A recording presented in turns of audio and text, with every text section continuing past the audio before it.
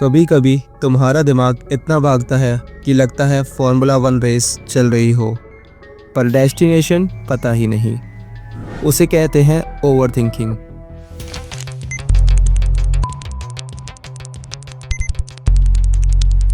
हाय दोस्तों, मैं हूँ यश और आज हम बात करने वाले हैं एक ऐसे टॉपिक पर जो हर दूसरे इंसान का दर्द बन चुका है, ओवर थिंकिंग। क्या है ये, क्यों होती है और सबसे इम्पोर्टेंट, इस चक्कर से कैसे निकलें। चलो बात करते हैं दिल से। ओवर थिंकिंग क्या है? ओवर थिंकिंग का मतलब होता है किसी भी चीज़ के बारे में बार बार सोचना और उसके नेगेटिव आउटकम्स इमेजिन करना और बिना किसी रिजल्ट के सिर्फ एनालिसिस करते रहना।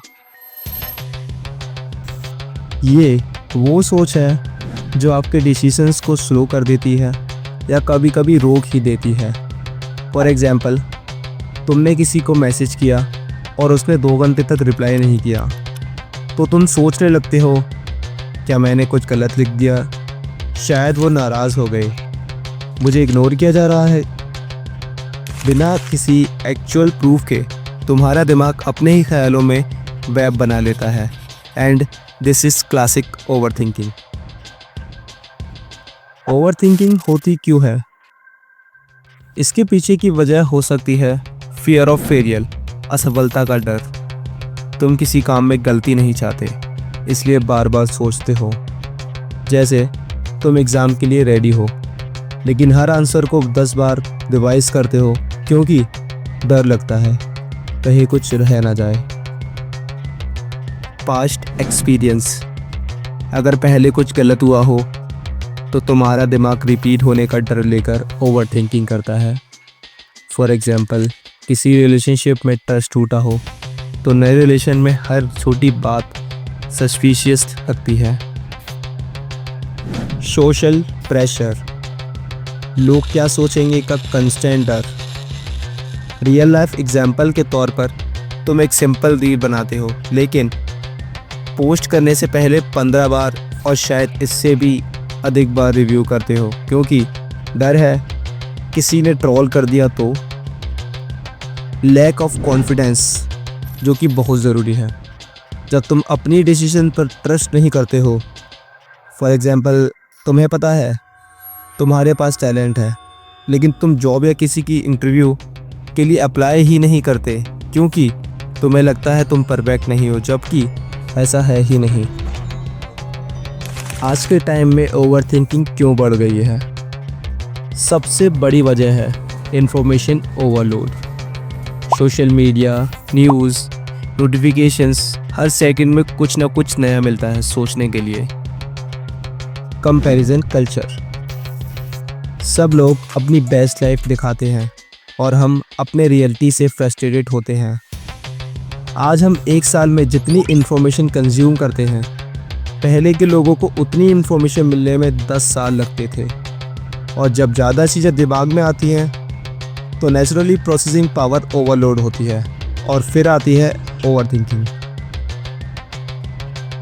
ओवर थिंकिंग से क्या होता है? इसका सीधा इम्पैक्ट तुम्हारी मेंटल हेल्थ, डिसीजंस और प्रोडक्टिविटी पे पड़ता है। लाइक तुम कॉन्फिडेंट फील नहीं करते, छोटी बात भी बड़ी लगने लगती है, तुम डिसीजन डिले करते हो या अवॉइड भी करते हो, रात को नींद नहीं आती, स्ट्रेस बढ़ता है, तुम्हारा मूड इरिटेट रहने लगता है। एक सिंपल थॉट जैसे कल क्या पहना जाए, उससे भी तुम एंजियस हो जाते हो। That's how dangerous overthinking can be. Overthinking को कैसे कंट्रोल करें? How to overcome overthinking. चलो अब बात करते हैं 8 पावरफुल और रियल लाइफ टेस्टेड टिप्स के बारे में जो तुम्हारी ओवर थिंकिंग को कंट्रोल करने में हेल्प करेंगे। जर्नलिंग, लिखो, सोचो मत। अपने थॉट्स को पेपर पे लिखो। जब दिमाग में चक्कर चल रहा हो, लिखने से क्लियरिटी मिलती है। एग्जाम्पल, मुझे ये काम करना है, तो लिखने से तुम्हारे पास क्लियर डायरेक्शन आता है। टाइम बॉक्स करो, मीन्स एक डिसीजन लेने के लिए 5 to 10 मिनट का टाइम सेट करो। उसके बाद बस एक्शन लो। एग्जाम्पल के लिए मुझे ये ड्रेस लेना है या वो जो भी आप चाहो, 5 मिनट सोचो, उसके बाद ख़रीद लो। Don't track physical activity. Walk करो, पुशअप्स करो, जिम जाओ। जब बॉडी एक्टिव होती है दिमाग रिलैक्स होता है। एग्जाम्पल, स्टीव जॉब्स भी इम्पोर्टेंट डिसीजन लेने से पहले वॉक पे जाते थे। हर थॉट को काउंटर करो। सबसे बुरा क्या हो सकता है जब रियलाइज़ होता है कि रोस्ट भी मैनेजेबल है तो फियर कम होता है। Limit social media usage. ये कंपैरिजन और अनवांटेड थॉट्स का बड़ा सोर्स है। सोशल मीडिया को 1-2 घंटे से ज़्यादा मत दो। Daily meditation. माइंड को स्लो करने का best tool daily meditation. Focus improve होता है, थॉट्स को क्लियरिटी मिलती है। Talk to someone. किसी दोस्त, भाई या कोच से बात करो।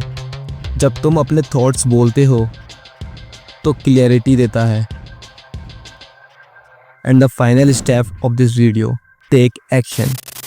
सोचो कम, कर ज़्यादा। ओवरथिंकिंग का बेस्ट ट्रीटमेंट है एक्शन लेना।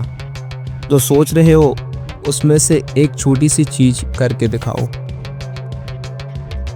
दोस्तों, ओवरथिंकिंग तुम्हारा दुश्मन नहीं है, ये सिर्फ एक सिग्नल है कि तुम्हारा दिमाग बिजी है। उसे सही डायरेक्शन दो, नहीं तो वो तुम्हें कंफ्यूज कर देगा। आज के बाद जब भी तुम्हारा दिमाग सोच सोच के फट रहा हो, एक काम करो, रुक जाओ, लिखो और एक छोटा action low. Because at the end of the day तुम्हारा कंट्रोल तुम्हारे दिमाग के पास नहीं होना चाहिए, बल्कि तुम्हारे पास होना चाहिए। अगर ये वीडियो हेल्पफुल लगी हो तो लाइक करो, कमेंट में अपना एक्सपीरियंस शेयर करो और सब्सक्राइब करें हमारे चैनल माइंडसेट विद यश को, जहाँ हम मिलकर अपना दिमाग अपग्रेड करेंगे।